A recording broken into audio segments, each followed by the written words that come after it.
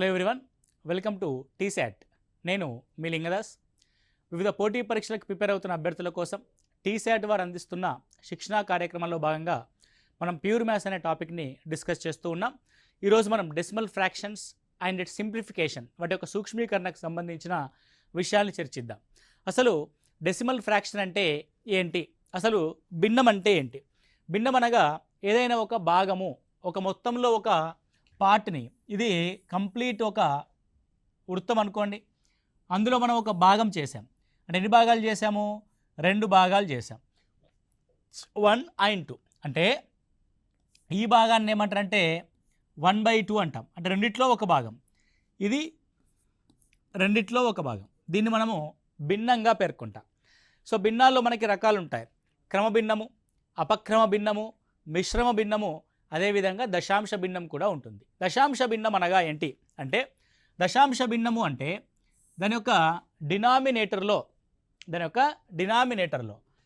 10కి సంబంధించిన లబ్ధాలు కనుక ఉంటే, ఓకే. సో ఇంకా క్లియర్గా చెప్పాలంటే దాని యొక్క డినామినేటర్ కనుక 2 × 5 అంటే 2 పవర్ n × 5 పవర్ m రూపంలో కనుక ఉంటే దాన్ని దశాంశ భిన్నంగా పేర్కొనడం జరుగుద్ది. దశాంశ భిన్నాన్ని ఏ విధంగా చూపిస్తాము అని అంటే, ఏదైనా ఒక సంఖ్య n చేత, రెండది ఎనీథింగ్, n కావచ్చు, 1 కావచ్చు, 2 కావచ్చు, 3 కావచ్చు, 0 కావచ్చు, n పాయింట్, ఓకే అండి, a b c, ఇవి డిజిట్స్, a, b, cలు ఏమవుతాయి? డిజిట్స్ అవుతాయి. సో ఇది దశాంశ భిన్నాల్ని చూపించే పద్ధతి. సో ఫర్ ఎగ్జాంపుల్ నేను ఒక దశాంశ భిన్నాన్ని ఈ విధంగా చూపిస్తున్నాను, 32.4. ఓకే, 32.4 అంటే దీని ఒక అర్థం ఏంటంటే 324 బై పాయింట్ తర్వాత కనుక ఎన్ని నెంబర్లు ఉంటాయో అన్ని టెన్స్ని మనం కింద మల్టిప్లై చేయవలసి ఉంటుంది. పాయింట్ తర్వాత ఒకటే నెంబర్ ఉంది కాబట్టి ఒకే ఒక 10ని మనం ఇక్కడ తీసుకుంటాం. That value is equal to 324/10. Okay, so cancel చేస్తే ఏమవుద్ది? 2 5s, 2 1s, 2 6s, 2 2s, that is 162/5 అని మనం రాయడం జరుగుద్ది. Okay right. మీరు ఈ దశాంశ భిన్నాన్ని కనుక గమనిస్తే, ఈ దశాంశ భిన్నంలో దశాంశం తర్వాత సంఖ్య 1 ఉండొచ్చు, 2 ఉండొచ్చు, 3 ఉండొచ్చు, 4 ఉండొచ్చు, వాట్ ఎవర్ ఇట్ ఇస్, ఎన్ని సంఖ్యలైనా ఉండొచ్చు. ఆ సంఖ్యలు ఏదో ఒక ఎండ్ పాయింట్ దగ్గర ఎండ్ అవుతాయి. ఎండ్ అయింది కదా, ఒక నెంబర్తోనే ఎండ్ అయిపోయింది. ఫర్ ఎగ్జాంపుల్ ఇలా ఉందనుకోండి, 3.24 ఉంది, పాయింట్ తర్వాత 2 నెంబర్లతో ఇది ఎండ్ అయిపోయింది. 2 నెంబర్లతో ఏమైందండి? ఎండ్ అయిపోయింది. నెక్స్ట్ 0.324 ఉందనుకోండి, ఇది 3 నెంబర్లతోనే ఎండ్ అయిపోయింది. ఇలా డెసిమల్ పాయింట్ తర్వాత ఏదైనా ఒక డెసిమల్ స్థానం కనుక ఏదో ఒక చోట ఎండ్ అయితే వాటిని ఏమంటారంటే టెర్మినేటింగ్ డెసిమల్స్ అని అంటాం. ఏం డెసిమల్స్ అంటాం? వీటిని టెర్మినేటింగ్ డెసిమల్స్గా మనం పేర్కొనడం జరుగుద్ది. టెర్మినేటింగ్ డెసిమల్స్ అంటే ఏంటి? అంతమయ్యే దశాంశ స్థానాలు. టెర్మినేట్ అంటే అంతమవుతాయి, అంతమయ్యే దశాంశ స్థానాలుగా మనం పేర్కొంటాం. రైట్, ఇవి అంతమవుతాయి, ఏదో ఒక చోట అంతమైపోతాయి. నెక్స్ట్ కొన్ని దశాంశ స్థానాలు అంతం కాకుండా కొనసాగుతూ ఉంటాయి. ఓకే, సో ఇప్పుడు 3.14162736456713 ఇలా, అంటే ఇది ఇలా కొనసాగుతూనే ఉంది. ఓకే అండి, సాధారణంగా మనం 3.1416ని పై యొక్క విలువగా చూస్తాం. పై యొక్క విలువని 3.146గా తెలిపిన భారతీయ శాస్త్రవేత్త మనం ఆర్యభట్టగా మనం పేర్కొంటాం. సో అది వేరే విషయం అనుకోండి. సో ఇక్కడ ఏమవుతుంది? ఇక్కడ ఇవి డెసిమల్ తర్వాత నెంబర్స్ అనేటి టెర్మినేట్ అవ్వట్లా, అంతం అవ్వట్లే, కొనసాగుతున్నాయి. ఇవేంటి అంటే అంతము కాని. ఓకే, ఇదేంటండి? ఇందాకనేమో అంతం అయ్యే దశాంశ స్థానాలు, ఇదేంటిది? అంతము కాని. ఓకే, అంతము కాని దశాంశ స్థానాలు, ఇవి అంతం అవ్వట్లేదు. ఓకే, అంతం కాకపోతే మనం ఏం చేయలేము. సరే, ఓకే. నెక్స్ట్ ఇప్పుడు ఇలా ఉందనుకోండి, 3.14 14 14 14 14 అంటే ఎన్నిసార్లు రాసినా నీకు 14 14 14 14 వస్తుంది. అంటే సేమ్ నెంబర్ ఏమవుతుంది, రిపీట్ అవుతుంది. ఏమవుతుందండి, రిపీట్ అవుతుంది. ఇలా ఒక అంకె కావచ్చు, 2 అంకెలు కావచ్చు, 3 అంకెలు కావచ్చు, 4 అంకెలు కావచ్చు, ఎన్ని అంకెలైనా సరే ఒక దశాంశ స్థానం తర్వాత తిరిగి అదే పునరావృతమైతే వీటిని ఏమంటారంటే ఇవి అంతం కావు, అంతము కాని, అంతం కావట్లే, ఆవర్తనం అవుతున్నాయి. ఆవర్తనం అంటే పునరావృతం అవుతున్నాయి. 14 మళ్ళీ 14 వస్తుంది, మళ్ళీ 14 వస్తుంది, మళ్ళీ 14, దాన్ని ఏమంటే ఆవర్తనము అంటాం. అంతము కానీ ఆవర్తన దశాంశము అని అంటాం. అంతం కానీ ఆవర్తన దశాంశాలు అని అంటాం. Non terminating recurring decimals. Recurring అంటే మళ్ళీ మళ్ళీ రావడం. ఓకే, సో దీన్ని ఏ విధంగా చూపిస్తారు అని అంటే దీన్ని చూపించే పద్ధతి 3 పాయింట్, ఏదైతే రికరింగ్ అవుతుందో, ఏదైతే రిపీట్ అవుతుందో దాన్ని ఒక్కసారి మాత్రమే తీసుకుంటాం. 14 దీన్ని తీసుకునేది పైన బార్ పెడతాం. ఓకే, దీన్ని 3.14 బార్ అని అంటాం. 3.14 బార్ అని తీసుకోవడం జరుగుద్ది. సో ఇది దంతం కానీ ఆవర్తనమయ్యే దశాంశాలు అంటాం. ఇది అంతము కానీ ఆవర్తనం కాని దశాంశం. ఇది ఎక్కడ కూడా రిపిటేషన్ రాదు, అట్లా కొనసాగుతూనే ఉంటుంది. Okay right. సో ఈ విధంగా 2 రకాల దశాంశాల గురించి మనకి క్వశ్చన్ ఏరియా ఉంటుంది. ఒకటి అంతమయ్యే దశాంశాలు, 2 అంతం కానీ ఆవర్తనమయ్యే దశాంశాలు. మనం వీటిని p/q రూపంలో రాయడం అనే కాన్సెప్ట్ ఉంటుంది. ఓకే, ఫర్ ఎగ్జాంపుల్ 3.14 తీసుకుందాం. 3.14 యొక్క వాల్యూ ఎంత అంటే 314 పాయింట్ తర్వాత 2 నెంబర్లు ఉన్నాయి కాబట్టి 2 పదుల 100, 10 పదుల 100, అంటే 2 పదులు అంటే 2 పదులు 20 కాదు, 10 × 10. Okay, now when we cancel it is 2 50s 2 1s 2, 2 5s 10, 2 7s 14, it could be 157/50 is our answer. So ఇది 3.14 యొక్క ఆన్సర్. ఇప్పుడు 3.14ని మనము ఆవర్తనమయ్యే దశాంశంగా రాద్దాం. 3.14 బార్, రైట్. దీన్ని ఏ విధంగా p/q రూపంలో రాస్తామో ఒకసారి చూడండి, చాలా జాగ్రత్తగా అబ్జర్వ్ చేయండి. 3.14ని సేమ్ రాసినట్టుగా 314 అని రాయండి.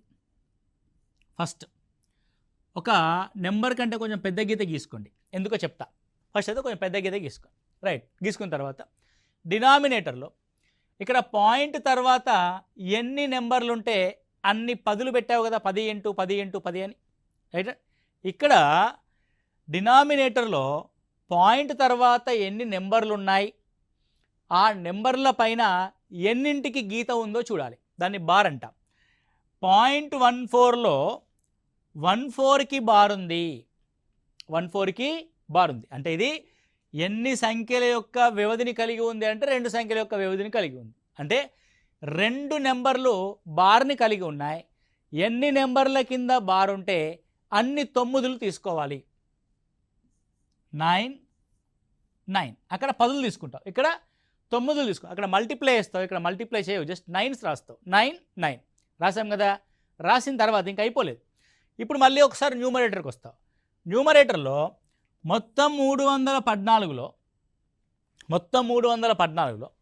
14 పైన బార్ ఉంది, 3 పైన బార్ లేదు. బారు లేని సంఖ్య పాయింట్కి అవతలున్నా పాయింట్కి ఇవతలున్నా ఎటువైపు ఉన్నా సరే నువ్వు ఆ డిజిట్ని కంపల్సరీ తీసుకోవాలి. సో 314లో పాయింట్కి ఇవతలున్నా అవతలున్నా సరే బారు లేని సంఖ్య ఎంత మిగిలిపోయింది, 3 మిగిలిపోయింది. ఆ 3ని ఇందులోంచి తీసేయాలి. Now it will be 311/99 is our answer. Okay, ఎంతండి? 3.14 బార్ యొక్క విలువ ఎంత? 311/99, రైట్. ఒకవేళ ఇలా ఉందనుకోండి, ఇదే 3.14లో 4కి మాత్రమే బార్ ఉంది. అంటే అర్థమైంది, ఇది 3.1 4 4 4 4 4 4 4 మాత్రమే రిపీట్ అవుతుందని అర్థం. Let's take, so again it was 314. కొంచెం పెద్ద గీత గీస్తాం. గీసిన తర్వాత పాయింట్ తర్వాత ఫస్ట్ బార్ సంగతి రండి. చివరిలో ఏముంది? బార్. బార్ ఎన్నింటికి ఉంది? ఒకదానికే ఉంది. అంటే 4 అనే ఒకే ఒక సంఖ్య కాబట్టి ఒక 9. బారు లేకుండా పాయింట్ తర్వాత ఎన్ని నెంబర్స్ ఉన్నాయో అన్ని సున్నాలు. పాయింట్ తర్వాత 1 4 ఉంది, 4కి బార్ ఉంది, దాని బదులు 9 పెట్టాం. 1కి బార్ లేదు కానీ అది పాయింట్ తర్వాత ఉంది కాబట్టి దానికోసం 10 తీసుకుంటాం. 9 10s 90 అండ్ ఇట్ మీన్స్ 0 తీసుకోమని అర్థం. 9 తర్వాత 0 తీసుకో, 90 అయింది. ఇప్పుడు 314లో మొత్తం 3 1 4 అనే 3 అంకెలు ఉన్నాయి. దాంట్లో 4కు మాత్రమే బార్ ఉంది, 3కి 1కి లేదు కాబట్టి ఈ బారు లేని 2 అంకెల్ని ఆ నెంబర్లోంచి తీసేస్తాం. కాబట్టి -31 దట్ ఈస్ 3. 31లోంచి 3 పోతే 28, 283/90. Okay, what is answer? 283/90. ఈ విధంగా మనం నాన్ రికరింగ్ ఏదైతే రికరింగ్ డెసిమల్ అయితే ఉంటుందో దాన్ని ఈ విధంగా మనం P/Q ఫామ్లో రాయడం జరుగుతుంది. ఓకేనా, క్లియర్ అండ్ ఇట్స్ కంపల్సరీ. ఇక్కడ నుంచి మనకి క్వశ్చన్ రావడానికి ఆస్కారం అనేది ఉంటుంది. నెక్స్ట్ క్వశ్చన్, ప్రశ్నలు చూసినట్లయితే find the products of 6.3204 into 100. 6.3204 into 100. So very simple question. So 6.3204 దీన్ని మనం ఏమని రాయొచ్చు? 63204 బై, సో పాయింట్ నుంచి ఒకటి పెట్టి 1 2 3 4, సో 4 సున్నాలు పెడతాం, ఇంటూ 100. 100లో 2 సున్నాలు, కిందున్న 10,000లోంచి 2 సున్నాలు క్యాన్సిల్ అయ్యి బై 100 ఉంది. బై 100 అంటే అర్థమైంది అని అంటే 2 నెంబర్ల పక్కన పాయింట్ పెట్టుకోమని. సో 4 and 0 తర్వాత పాయింట్ పెట్టుకోమని. దట్ ఈజ్ ఈక్వల్ 632.04 అని అర్థము. ఓకే, సరే ఇంత సింపుల్గా అడుగుతాడంటే సింపుల్గా అడగకపోయినా మనం బేసిక్స్ నుంచి నేర్చుకోవాల్సిన అవసరం అయితే ఉంటుంది.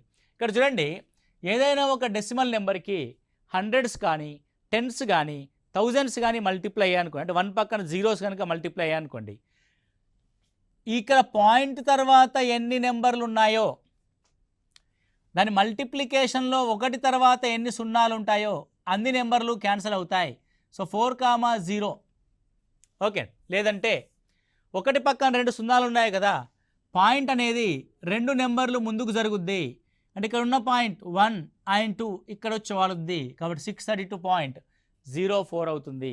ఓకే, పాయింట్ యొక్క స్థానం ముందుకు జరుగుద్ది, ఎన్ని సున్నాలు ఉంటే అంత ముందుకు జరుగుద్ది. Right. Next one, given that 268 into 74 is equal to 19832, find the value of 2.68 into 0.74. 2.68 into 0.74. ఇక్కడ చూడండి, 268 అనేది పర్ఫెక్ట్ ఒక number, not a decimal. 74 is also not a decimal number. 19832 also not a decimal number. ఇక్కడ ఏం చేస్తున్నాడు? ఇక్కడ 268 into 74 is equal to 19832 అయితే 2.68 into 0.74 యొక్క వాల్యూ ఎంత?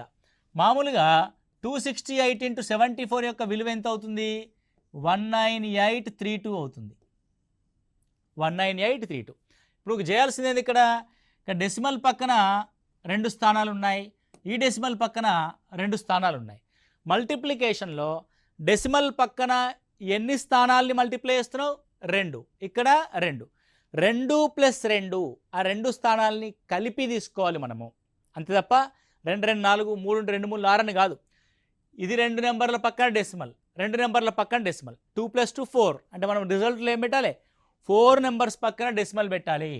1 2 3 4 4 నెంబర్స్ పక్కన decimal, that is 1.9832. What is answer? 1.9832 is the answer. Next one very simple, 0.63/9. 0.63/9 very simple అండి, just cancel చేయాలి. 9×63. ఓకే, సో పాయింట్ తర్వాత ఎన్ని నెంబర్లకు డెసిమల్ ఉంది అంటే ఎన్ని నెంబర్ల తర్వాత డెసిమల్ పాయింట్ ఉంది? 2 నెంబర్స్ తర్వాత, కాబట్టి 7. ఇంకో నెంబర్ తీసుకో, ఇప్పుడు పాయింట్ పెట్టుకో, 0.07. So 0.07 is our answer. Next B, 0.0204 divided by 17. Okay, ఇక్కడ క్లియర్గా చెప్తానండి. ఒకటి ఏంటంటే ఫస్ట్ 15ని నెంబర్తో మల్టిప్లై చేయండి. 17 ఎక్కం 17 3 17 రెంట్ల 34 12 వచ్చింది రిజల్ట్. అంటే మామూలుగా 204ని 17తో డివైడ్ చేస్తే 12 వస్తుంది రిజల్ట్. ఇప్పుడు డెసిమల్ యొక్క రిప్రజెంటేషన్ చూడాలి. 1 2 3 4 డిజిట్స్ తర్వాత డెసిమల్ ఉంది కాబట్టి 1 2 3 4 నెంబర్స్ ఏమి లేకపోతే సున్నాలు పెట్టుకోవాలి, అప్పుడు పాయింట్ చేర్చాలి. 0.0012 so 0.0012. Okay, next C 3.1603 divided by 13. పాయింట్ను మర్చిపోయి మల్టిప్లై చేయాలి మనం.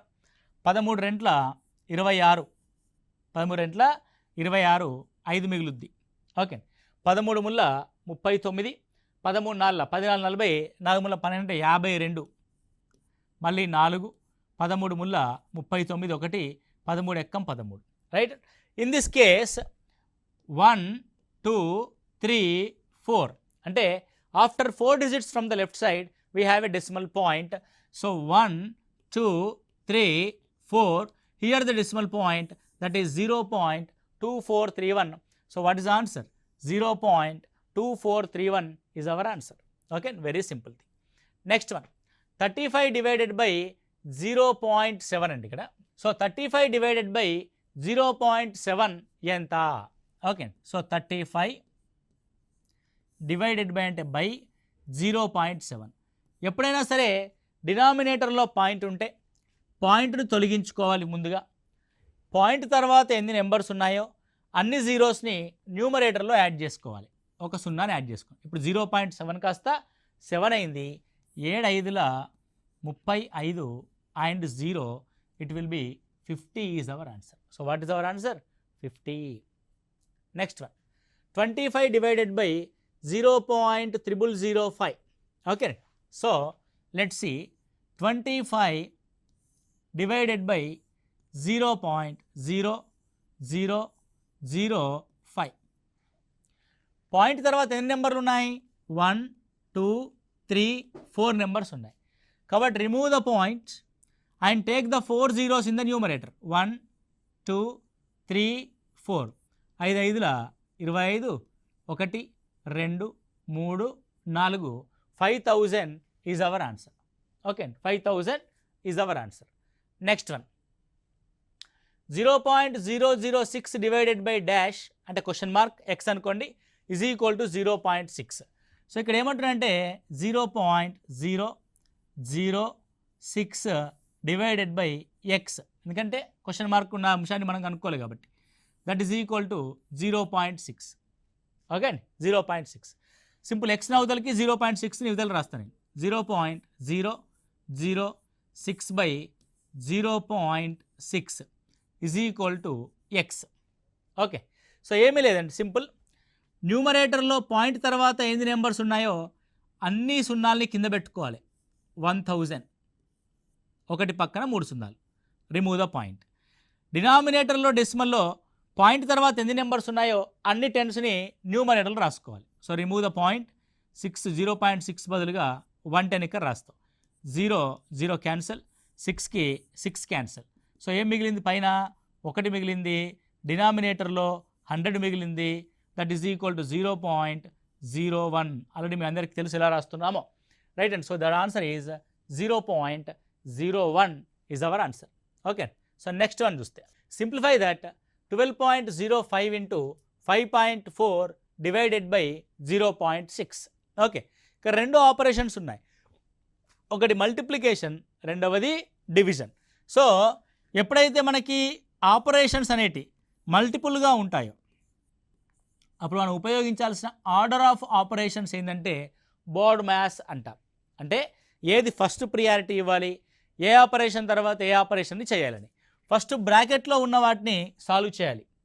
ఆ తర్వాత ఏదైనా 2 పదాల మధ్య, ఏదైనా 2 సంఖ్యల మధ్య ఆఫ్ అనే పదం ఉంటే ఆఫ్ని క్లోజ్ చేయాలి. ఆఫ్ అంటే అర్థం ఇది మల్టిప్లై చేయమని అర్థం, కానీ మల్టిప్లికేషన్ కాదు. ఆఫ్ అని ఉంటే ఇప్పుడు 3/5 ఉందనుకోండి, 3/5 ఇంటూ 3 ఉందనుకోండి. ఫస్ట్ మనం చేయాల్సింది 3/5 అనే 2 నెంబర్ల మధ్య మల్టిప్లికేషన్ చేయాలి తప్ప 5 ఇంటూ 3ని ముందు చేయకూడదు. So 3 into 5 15 after that you take 15 into 3 is equal to 45. సరే ఇట్లా చేసినా అంతే వస్తుందిగా, రానియండి, నో ప్రాబ్లం. కానీ ఆర్డర్ మాత్రం మిస్ చేయదు, దట్ ఈస్ ద ప్రోటోకాల్. అంటే ఏది ముందు ఏ తర్వాత అన్నది. నెక్స్ట్ డివిజన్ చేయాలి. డివిజన్ చేసిన తర్వాత మల్టిప్లికేషన్ చేయాలి. మల్టిప్లికేషన్ చేసిన తర్వాత యాడిషన్ చేయాలి. యాడిషన్ చేసిన తర్వాత సబ్స్ట్రాక్షన్ చేయాలి. This is called board maths అని అంటాం.